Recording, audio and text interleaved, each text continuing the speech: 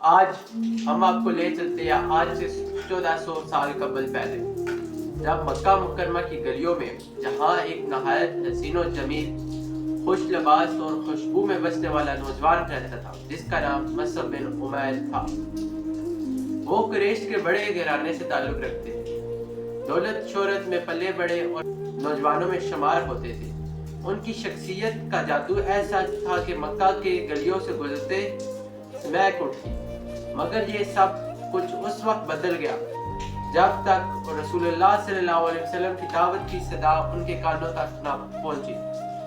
نبی کرام صلی اللہ علیہ وسلم کی مجلس پر بیٹھنے کے بعد ان کا دل نور سے جمگا اٹھا اور دولت عیش و شہرت کی زندگی چھوڑ کر اسلام کے راستے کے مسافر بن گئے۔ لیکن ایمان کا یہ راستہ بہت کٹھن تھا اور ماں باپ نے ان پر بہت سے ظلم و ستم ڈھائے، گھر سے نکال دیا، اور اب وہ پھٹے پرانے کپڑوں میں مسجد نبی کے کونے میں بیٹھا نظر آتا، مگر ان کے چہرے پر ایمان کی روشنی سب کچھ مانت کر دیتی۔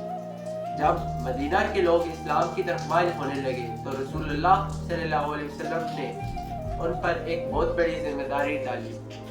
وہ رسول اللہ صلی اللہ علیہ وسلم کے حکم سے مدینہ چلے گئے اور وہاں کے لوگوں کو قرآن کی تعلیم دینے۔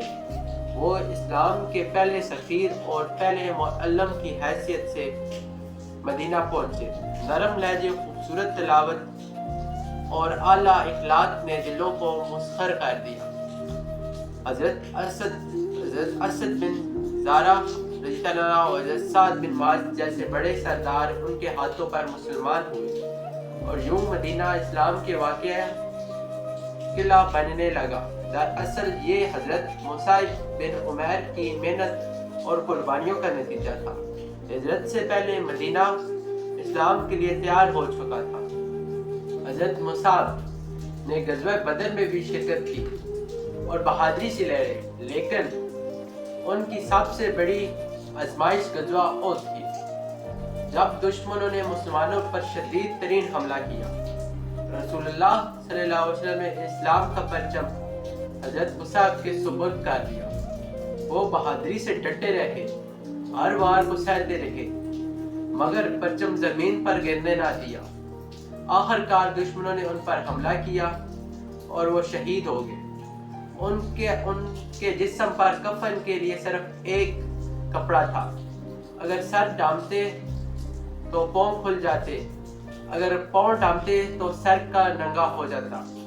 یہ منظر دیکھ کر رسول اللہ صلی اللہ علیہ وسلم کی آنکھوں میں آنسو آ گئے اور آپ صلی اللہ علیہ وسلم نے فرمایا، مدینہ میں کوئی ایسا نوجوان نہ تھا جو مصعب سے زیادہ ناز و نعمت میں پلا ہو، لیکن آج دیکھو اللہ کی راہ میں کس حال میں قربان ہوا۔ حضرت مصعب بن عمیر کی زندگی ہمیں یہ سکھاتی ہے کہ ایمان اور دین کے راستے پر چلنے کے لیے قربانی دینی پڑتی اور دنیا کی آسائش، رشتے اور مال سب کچھ پیچھے چھوڑنا پڑتا ہے۔ وہ اسلام کے پہلے سفیر اور آج بھی ہر مسلمان کو یہ پیغام دیتے ہیں، اگر دین کا معاملہ ہو تو دنیاوی آسائش کچھ بھی حیثیت نہیں رکھتی۔ ناظرین، اگر آپ کو یہ ویڈیو پسند آئے تو لائک اور شیئر کریں تاکہ اس عظیم صحابی کے بارے میں بہت سے لوگ جان سکیں۔